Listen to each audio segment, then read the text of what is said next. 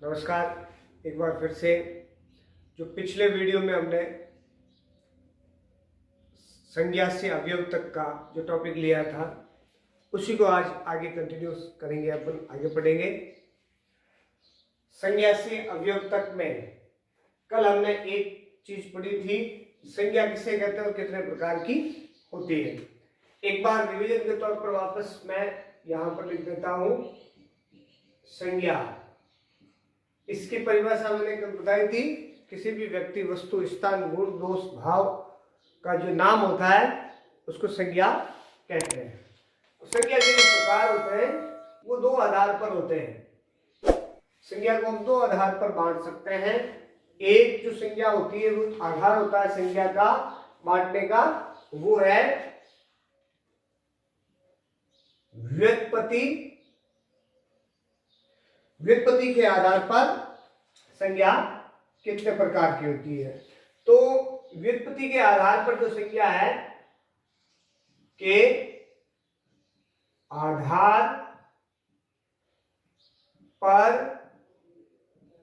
संज्ञा के भेद। व्युत्पत्ति का मतलब उत्पत्ति होती है, संज्ञा कहां से उत्पन्न होती है, कैसे बनती है, उस व्युत्पत्ति के आधार पर संज्ञा जो है वो आपके तीन प्रकार की हो जाएगी। वो एक तो होती है रूढ़ संज्ञा, दूसरी होती है योग संज्ञा और तीसरी होती है योग रूढ़ संज्ञा। तीन प्रकार की संज्ञाएं व्युत्पत्ति के आधार पर होती है। ये पहला आधार है संज्ञा का। दूसरा आधार होता है संज्ञा का, उसको कहते हैं हम अर्थ के आधार पर संज्ञा के भेद। और अर्थ के आधार पर संज्ञाएं हमने कल पढ़ी थी, वो होती है आपके पांच प्रकार की। पांच प्रकार की संज्ञाएं हैं। मूल रूप से तीन प्रकार की है। व्यक्तिवाचक संज्ञा, दूसरे प्रकार की होती है जातिवाचक संज्ञा, तीसरा जो प्रकार है वो आता है भाववाचक संज्ञा। ये मूल रूप से तीन प्रकार है। चौथा जो अन्य प्रकार होता है वो आता है द्रव्यवाचक संज्ञा और अंतिम जो पांचवा रूप है वो आता है समूहवाचक संज्ञा। ये पांच प्रकार जो है संज्ञा के वो है अर्थ के आधार पर। तो ये तो है संज्ञा के प्रकार। संज्ञा के प्रकार दो आधार पर किया जा सकता है। व्युत्पत्ति के आधार पर संज्ञा के तीन भेद होते हैं, रूढ़ संज्ञाएं, योग संज्ञाएं और योग रूढ़ संज्ञाएं। अर्थ के आधार पर संज्ञा पांच प्रकार की, मूल रूप से संज्ञा तीन प्रकार की। व्यक्तिवाचक संज्ञा, जातिवाचक संज्ञा, भाववाचक संज्ञा, द्रव्यवाचक संज्ञा और समूहवाचक संज्ञा। अब इन सब का विस्तृत अध्ययन के योग रूढ़ किसे कहते हैं, रूढ़ किसे कहते हैं, योग किसे कहते हैं, यौगिक संज्ञा किसे कहते हैं और भाववाचक संज्ञा, इन सब के बारे में विस्तृत अध्ययन हम जो ही क्लास से शुरू होगी हमारी, उन क्लासों के अंदर हम इनका विस्तृत अध्ययन शुरू करेंगे। इनका प्रयोग कैसे होता है, कैसे इनकी उत्पत्ति होती है। व्यक्तिवाचक संज्ञा का प्रयोग जातिवाचक संज्ञा के रूप में भी होता है, जातिवाचक संज्ञा का व्यक्तिवाचक संज्ञा के रूप में भी प्रयोग होता है। फिर भाववाचक संज्ञाओं का निर्माण जो है वो जातिवाचक संज्ञाओं से, यहाँ आपके जितने भी प्रकार की सर्वनाम होते हैं प्रत्यय लगा करके बनाए जा सकते हैं, किए जा सकते हैं, उनका निर्माण, इनका एक विस्तृत अध्ययन है। पहले ही मैंने आपको बताया था ये जो अवयव है बहुत इंपॉर्टेंट और महत्वपूर्ण है आपके व्याकरण की दृष्टि से, हर क्लास की दृष्टि से और कंपटीशन की दृष्टि से, क्योंकि इसके अंदर बहुत सारे सवाल बनते हैं। बहुत गहराई से अगर इनको पढ़े तो एक लंबा अध्ययन बनता है। यहाँ जो आपका स्कूली लेवल है उसके अंदर इसका ये सवाल पूछा जाता है, संज्ञा किसे कहता है और संज्ञा कितने प्रकार की होती है। जो जो बड़ी क्लासों में जाता है तो वहां संज्ञाओं के भेदों की परिभाषाएं आ जाती है। फिर आप 6 स्टैंडर्ड या 3rd या 5th या 4th स्टैंडर्ड में जाएंगे तो वहां पर संज्ञा किसे कहते हैं और प्रकार पूछे जाते हैं। उनमें प्रमुख 5 प्रकार यही आते हैं या 3 प्रकार आते हैं। लेकिन जो जो आप बड़ी क्लासों में 6वीं 7वीं 8वीं 10वीं 12वीं में जाएंगे तो वहां आगे जाते जाते संज्ञा की परिभाषा की जगह उसके भेदों की परिभाषा, प्रकारों की परिभाषा और प्रकारों के प्रयोग पर आधारित प्रश्न पूछे जाते हैं। तो अगर एक एक की बात करें तो शॉर्ट में बताऊं आपको कि व्यक्तिवाचक संज्ञा किसको कहते हैं, जैसे कि इसके नाम से पता चलता है। व्यक्ति का मतलब व्यक्तिगत, यानी किसी एक पर्टिकुलर व्यक्ति का नाम, किसी एक व्यक्ति का नाम, किसी स्थान का नाम या किसी वस्तु का नाम है तो वो आता है आपके व्यक्तिवाचक संज्ञा के अंतर्गत। व्यक्तिवाचक संज्ञा किसको कहेंगे कि व्यक्ति का नाम, व्यक्ति मैंने आपको कल भी पिछले वीडियो में भी बताया था, व्यक्ति का मतलब खाली पुरुष नहीं है, महिला भी हो सकती है, बच्चा भी हो सकता है और उसके अंदर बूढ़े बुजुर्ग कोई भी है, सभी व्यक्ति के अंतर्गत आते हैं। उसके बाद स्थान का नाम भी आ सकता है और किसी वस्तु का नाम, यानी व्यक्तिवाचक संज्ञा की परिभाषा पूछ ले हमें कि किसे कहता है तो किसी व्यक्ति वस्तु या स्थान के नाम को व्यक्तिवाचक संज्ञा कहते हैं। उसके बाद अगर जातिवाचक संज्ञा की पूछ ले तो किसी जाति का बोध कराने वाले जो शब्द होता है, जाति का बोध। अब जाति से यहां क्या तात्पर्य है, जाति का मतलब यहां पर वो जातियां नहीं जो हिंदू मुस्लिम सिख ईसाई जाति होती है। जाति से यहां तात्पर्य है समान, इस जाति शब्द का मतलब है समान उत्पत्ति या संरचना, जिनकी समान उत्पत्ति हो या समान संरचना हो, उन सभी वस्तुओं को, व्यक्तियों को जाति, एक जाति विशेष में रखा जाता है। यहां जाति से तात्पर्य वर्ग भी लगा सकते हैं हम, किसी एक विशेष वर्ग को जाति की संज्ञा दी जाती है, जिनकी समान उत्पत्ति समान संरचना के अंतर्गत आते हैं, उनको यहां जाति की संज्ञा दी गई है, न कि जाति हिंदू मुस्लिम जाति होती है। जाति से तात्पर्य जैसे अपन मान लेते हैं किसी को नाम दे दिया, आपने कहा कि पशु, तो पशु एक प्रकार की जाति है। ऐसे हमने नाम दे दिया मानव, मानव एक प्रकार की जाति है। नाम दे दिया आपने पक्षी, तो ये सभी जाति क्यों है, क्योंकि पशु के अंदर बहुत से प्रकार के प्राणी होते हैं, बहुत से प्रकार के जीव जंतु होते हैं, लेकिन उन सब की संरचना और उत्पत्ति एक समान होती है, इसलिए उनको पशु एक विशेष जाति वर्ग में रखा जाता है। मानव, मानव चाहे कैसा भी हो, उनकी संरचना और उत्पत्ति एक समान की होती है, इसलिए उनको मानव जाति विशेष वर्ग में रखा गया है। इनको जाति कहेंगे। हिंदू मुस्लिम को जाति, उनको न जाति नहीं, बल्कि यहां जाति से तात्पर्य है कि किसी एक विशेष वर्ग जिसकी समान संरचना और समान उत्पत्ति होती है, उसको एक विशेष वर्ग में रखा जाता है, उस वर्ग को यहां जाति कहा गया है। तो ऐसे शब्द जो किसी जाति का बोध कराते हैं, अर्थात किसी वर्ग विशेष का बोध कराते हैं, जैसे मानव, पक्षी, पशु, इस तरह के जो शब्द होते हैं जो किसी एक जाति का या किसी एक विशेष वर्ग का एक समान होने का बोध करवाते हैं, उस चीज को हम कहेंगे जातिवाचक संज्ञा। अब आता भाववाचक संज्ञा, जैसे कि इसके नाम से पता चल रहा है भाव, जिसको अपन फीलिंग्स कहते हैं, जैसे क्रोध आना, ठीक है, आनंद महसूस होना, ठीक है, हर्ष महसूस होना, दुख होना, ये ऐसे शब्द हैं जो भाव है। न तो ये व्यक्ति है ना ये जाति है, बल्कि ये मन के मानसिक भाव होते हैं, कुछ स्थितियां, मानसिक स्थितियां हैं, ये मन की स्थितियां हैं उन स्थितियों को नाम दिया गया है कि क्रोध में एक विशिष्ट प्रकार की स्थिति होती है, उसको नाम, उस स्थिति को नाम दे दिया क्रोध। जब अपन खुश होते हैं तो हमारे शरीर की बॉडी लैंग्वेज, शरीर की मानसिक स्थिति कुछ विशेष प्रकार की होती है, तो उसको हमने नाम दे दिया खुशी, आनंद, हर्ष या उल्लास दे दिया। इस तरह से जो भावों को नाम दिया गया, उन नामों को कहते हैं भाववाचक संज्ञा।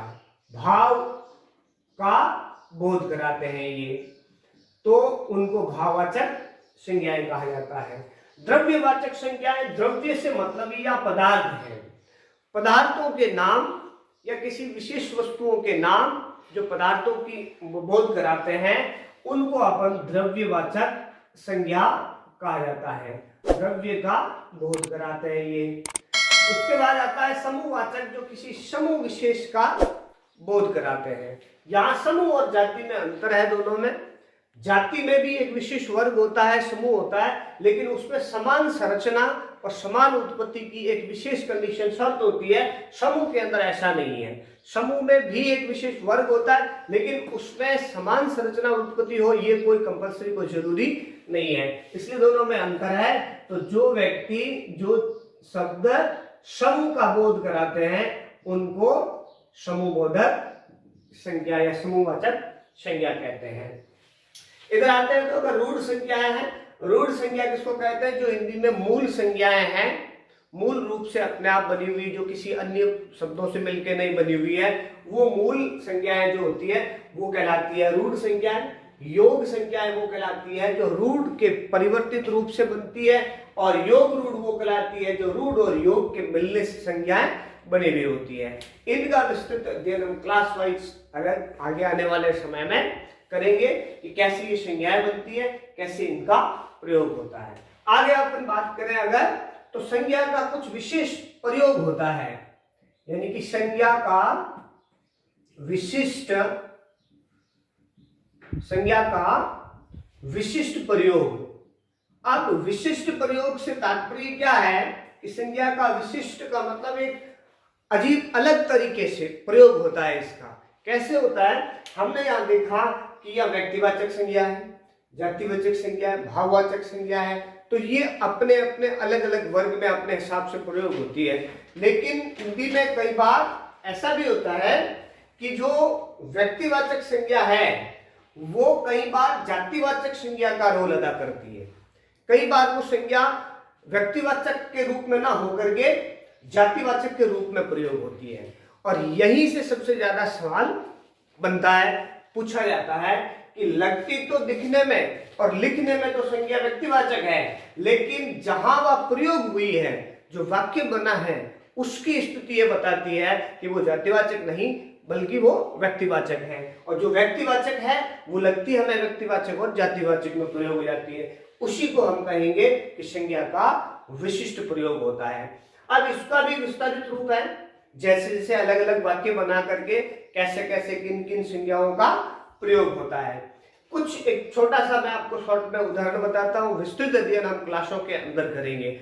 इस वीडियो को आप देखिए, शेयर कीजिए, लाइक कीजिए और आगे भेजिए लोगों को। उनको हम आपको इस वीडियो के माध्यम से ये बताएंगे कि इन चीजों का बारीकी से अध्ययन जो है वो हम क्लास के अंदर करेंगे। जब स्कूल की क्लासें शुरू होगी, क्लासें लगेगी, और साल भर मैंने शुरुआत में भी कहा था कि हम क्लास के अंदर जब भी मैं पढ़ाता हूं तो कम से कम मैं उनको केवल एक सब्जेक्ट के एक पाठ्यक्रम के दायरे में नहीं बल्कि उसको आसपास का विस्तृत अध्ययन भी करवाते हैं, क्योंकि एक निश्चित दायरा ही आगे आपके जॉब में काम नहीं आएगा, बल्कि विस्तृत जो क्षेत्र है वो आपको एक अच्छी नौकरी, एक अच्छा पद दिलाने के काम आता है। तो यहाँ विस्तृत अध्ययन जो है वो क्लास के अंदर अलग अलग तरीके से करेंगे।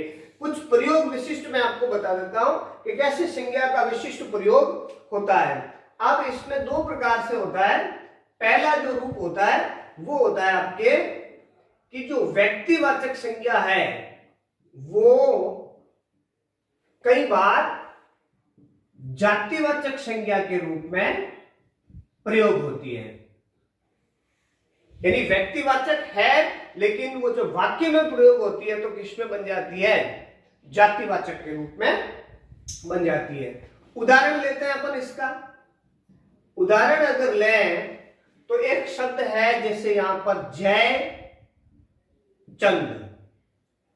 अब इस नाम से हमें पता चल रहा है कि ये किसी व्यक्ति का नाम है। जयचंद कोई व्यक्ति का नाम हो सकता है, इतिहास में कोई प्रसिद्ध जयचंद व्यक्ति हुआ था, तो यहां पर भी एक जयचंद को व्यक्ति का नाम है। तो हमें कैसी संज्ञा लग रही है? जातिवाचक संज्ञा है। जयचंद शब्द जो है वो आपका जातिवाचक शब्द है।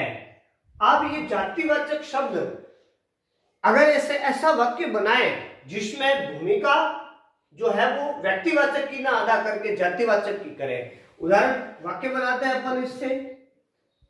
वाक्य बना जैसे आज कल जय चंदों की भरमार है। अब यहां पर ये जो वाक्य बना हुआ है आजकल जयचंदों की भरमार है, तो यहां जयचंद जो शब्द प्रयोग हुआ है वाक्य के अंदर ये व्यक्तिवाचक संज्ञा का नहीं है। हमें लगता जयचंद नाम है इसलिए हम कह सकते हैं किसी व्यक्ति का जब नाम होता है तो व्यक्तिवाचक होता है, और यहाँ जयचंद शब्द प्रयोग हुआ है ये नाम है तो व्यक्तिवाचक संज्ञा होनी चाहिए। सवाल यहीं से घुमा फिरा करके परीक्षाओं में पूछा जाता है कि मान लो ये वाक्य दे दिया आपको कि आजकल जयचंदों की भरमार है, निम्न वाक्य के अंदर या उक्त वाक्य के अंदर कौन सी संज्ञा का प्रयोग किया गया है, पहचान कर परिभाषित कीजिए। अब मान लो हमें यहाँ पहचान, हम तो सीधा ये देखेंगे कि ये जयचंद व्यक्ति का नाम है तो व्यक्तिवाचक है, जबकि यहाँ व्यक्तिवाचक संज्ञा नहीं है। यहाँ पर ये व्यक्तिवाचक संज्ञा जो है वो आपके जातिवाचक संज्ञा के रूप में प्रयोग हुई है। ये संज्ञा का विशिष्ट प्रयोग है। क्यों प्रयोग हुई है उसका कारण हम समझते हैं। रटने का, अगर आप रटने बैठेंगे कि कौन कौन सी संज्ञाएं हैं जो व्यक्तिवाचक से जातिवाचक में प्रयोग होती है, 20, 25, 30, 50 आप लिख सकते हैं, रट सकते हैं, लेकिन उसका विस्तृत अध्ययन पूरी की पूरी संज्ञाओं को लिख के नहीं रट सकते। समझने की बात है कि किसी भी व्यक्तिवाचक संज्ञा का जब वो ऐसी स्थिति में प्रयोग हो कि वो किसी विशेष वर्ग का प्रतिनिधित्व करे, किसी विशेष वर्ग की पहचान करवाए, तो वहां पर वो व्यक्तिवाचक संज्ञा जातिवाचक में बदल जाती है। जैसे यहां जयचंद शब्द है व्यक्तिवाचक, ये जातिवाचक क्यों बना?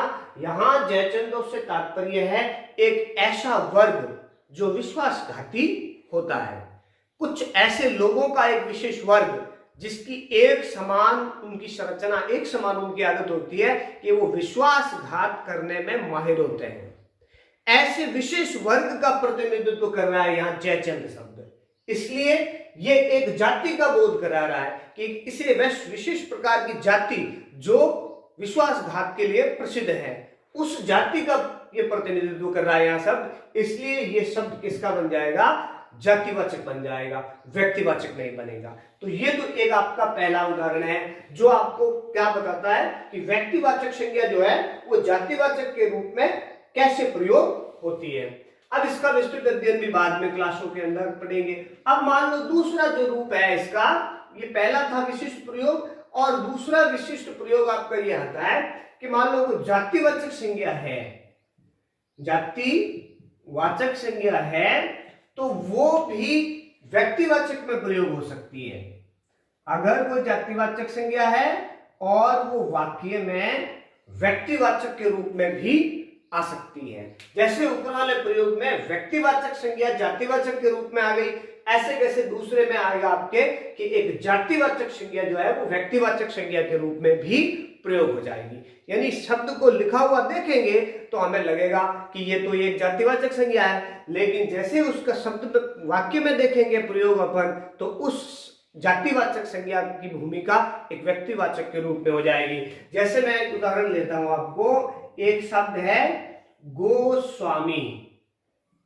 ये एक शब्द है आपका जिसका नाम लिखा हुआ है गोस्वामी। अब ये गोस्वामी विशेष जाति वर्ग है, लेकिन ये गोस्वामी शब्द जो है वो आपके यहां प्रयोग वाक्य बनाएंगे इसका, तो ये जातिवाचक से छोड़ करके व्यक्तिवाचक में आ जाएगा। कैसे? जैसे मैं लिखता हूं एक कि राम चरित मानस गोस्वामी जी का सर्वश्रेष्ठ काव्य है। अब ये वाक्य बनाया हमने कि रामचरितमानस जो है वो गोस्वामी जी का सर्वश्रेष्ठ काव्य है। इस वाक्य में आप देखेंगे कि शब्द प्रयोग हुआ गोस्वामी, ये है तो जातिवाचक, लेकिन यहां गोस्वामी का मतलब पूरी की पूरी गोस्वामी जाति का, वर्ग का प्रतिनिधित्व नहीं कर रहा है। ये गोस्वामी शब्द केवल एक पर्टिकुलर व्यक्ति का प्रतिनिधित्व कर रहा है। यहां गोस्वामी जी से मतलब केवल एक व्यक्ति से है, किसी पूरी जाति विशेष वर्ग से नहीं है। क्योंकि यहां गोस्वामी का साथ जो शब्द प्रयोग हुआ है रामचरितमानस, ये रामचरितमानस किसी एक व्यक्ति ने लिखा है, पूरे गोस्वामी वर्ग ने नहीं लिखा है। इसलिए गोस्वामी वर्ग जो शब्द है वो किसी एक व्यक्ति के लिए ही प्रयोग हुआ है, किसी एक व्यक्ति का ही प्रतिनिधित्व कर रहा है। इसलिए गोस्वामी शब्द यहां पर जातिवाचक न होकर के किस रूप में आएगा, व्यक्तिवाचक के रूप में प्रयोग आएगा। ये क्यों आया व्यक्तिवाचक के रूप में प्रयोग? क्योंकि ये है तो जातिवाचक शब्द, लेकिन रामचरितमानस के साथ इसको जैसे प्रयोग किया हमने, तो रामचरितमानस जो है वो गोस्वामी तुलसीदास ने लिखी थी, और वो तुलसीदास एक व्यक्ति है, इसलिए व्यक्तिवाचक शब्द है। इसलिए यहां पर जो आपका गोस्वामी शब्द है वो जातिवाचक होते हुए भी व्यक्तिवाचक में प्रयोग आएगा। तो इस तरह का अगर सवाल पूछ ले कि रामचरितमानस गोस्वामी जी का सर्वश्रेष्ठ काव्य है, निम्न उक्त वाक्य के अंदर संज्ञा पहचान करके परिभाषित कीजिए। तो हमें यहाँ पर गोस्वामी जात से नहीं बल्कि एक व्यक्ति विशेष के लिए प्रयोग होने के कारण व्यक्तिवाचक संज्ञा का प्रयोग है। इस प्रकार के बहुत से उदाहरण हैं, बहुत सी संज्ञाएं हैं जिनको हम विस्तृत रूप में पढ़ सकते हैं, और हम ये देख सकते हैं कि ये संज्ञाएं एक दूसरे के लिए भी प्रयोग होती हैं। चलो, संज्ञा का विस्तृत अध्ययन हम आगे क्लासों में और भी पढ़ेंगे और भी करेंगे। संज्ञाओं के कई विशिष्ट प्रयोग है। अब बात आती है कि हमारे जो स्कूलों के अंदर जो स्कूलिंग पढ़ाई एजुकेशन है उसके अंदर इससे सवाल कहां से आते हैं। अगर बात करें अपन 6ठी, 7वीं और 8वीं की, तो संज्ञा से जो सवाल आता है वो आता है कि संज्ञा किसे कहते हैं और ये कितने प्रकार की होती है। फिर अगर आप ये तो 6ठी तक का, 5वीं तक का सवाल है, आगे आप 7वीं 8वीं क्लास के अंदर जाएंगे तो वहां पाठ्यक्रम में पूछा जाता है इनकी परिभाषाएं कि व्यक्तिवाचक संज्ञा किसे कहते हैं, जातिवाचक किसे कहते हैं, भाववाचक किसे कहते हैं, ध्रुववाचक और समूहवाचक किसे कहते हैं, ये कहा जाता है। अगर आप 9, 10 और की बात करें तो 9, 10 के अंदर भी संज्ञा का डायरेक्ट सवाल बना ही ना आए, लेकिन कई बार पद परिचय के अंदर, काल के अंदर, वाच्य के अंदर, कारकों के अंदर वहां संज्ञा का प्रयोग होता है। 12th क्लास में अगर अपन जाएं तो अभी एट प्रेजेंट 12th क्लास में 2 नंबर का एक चैप्टर है, जो एक बिंदु है जिसको अपन कहते हैं पद परिचय। ये पद परिचय का एक सवाल 2 नंबर का 12th में आता है, और वहां पर जो वाक्य में पद होते हैं, मैंने आपको कल बताए थे 5 प्रकार के पद बताए थे आपको, संज्ञा से लेकर के अवयव तक, तो उन पदों का परिचय देना होता है। अब अगर बात करें हम कि संज्ञा का पद परिचय अगर देना हो हमें, तो हम कैसे देंगे, तो इसको देखो आगे अपन फिर बात देख लेते हैं कि संज्ञा का पद परिचय किस प्रकार दिया जा सकता है, कौन कौन से बिंदुओं से संज्ञा का पद परिचय देना होता है। जो 12th में 2 नंबर का सवाल है उसमें आपको पद परिचय के 2 बिंदु देने होते हैं, 2 बिंदु बताने होते हैं। एक वाक्य आता है और उस वाक्य में सीधा पद परिचय पूछा जाता है कि उसमें अंडरलाइन करके कि निम्न वाक्य का पद परिचय दीजिए। तो यहां पद परिचय के अंदर किसका, संज्ञा का पद परिचय। पद परिचय में हम देखते हैं संज्ञा का पद परिचय। संज्ञा के पद परिचय में बिंदु बनते हैं आपके कि आप संज्ञा का पहले तो बता सकते हैं प्रकार। पहला बिंदु ये बनता है पद परिचय देते समय कि आप उसका प्रकार बताइए कि संज्ञा किस प्रकार की है। दूसरा जो इसका बिंदु बनता है संज्ञा का, वो आता है आपके वचन। कि संज्ञा एक वचन है या संज्ञा बहुवचन है। अगर पद परिचय में तीसरा बिंदु देना है तो आप इसका बता सकते हैं लिंग, कि संज्ञा का लिंग स्त्रीलिंग संज्ञा है या पुल्लिंग संज्ञा है। चौथा अगर आप बता सकते हैं संज्ञा का, तो उसमें बता सकते हैं आप क्रिया से संबंध, कि उस संज्ञा का क्रिया से वाक्य में क्या संबंध है। ठीक है, इस प्रकार से आप क्रिया और काल कारक के अनुसार ये चार, इनमें से आपको कोई भी दो देना होता है। ठीक है, अब एक उदाहरण दे देता हूं कि कैसे करना है ये। अगर ये मान लो 12th में से सवाल आ जाता है तो कैसे करना है। जैसे मैं आपको पिछला ही सवाल ले लेता हूं कि शुक्ल जी हिंदी साहित्य में